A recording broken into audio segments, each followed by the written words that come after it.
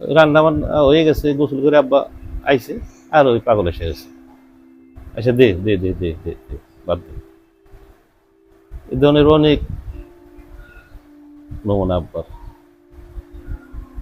আরে এলো অন্তর্জামী পাগল, এরা সব দেখে, এরা নগদ সব কিছু দেখে, সারা বিশ্ব এরা বসে বসে দেখে। আর আমাকে আরিচা নদীর পাড় দিকে আগে যাইতো ওই ফদর পাগলা। নদী লইছে মনে করেন যে উতলি বাজারে, এটা যাইতো। কয় ইলিশ মাছ গেল না, ওটা সেই সব জায়গা বাইঙ্গে এখন ইলিশ মাছ যায়, নদী হয়ে গেছে শুকনা। এর অনেক কাছে পাগল, আমরা তো জানি না। যারা আমার আব্বা হইলে এটা করে, এবার তো বেশিরভাগ সম্পূর্ণ টোটাল কাহিনী।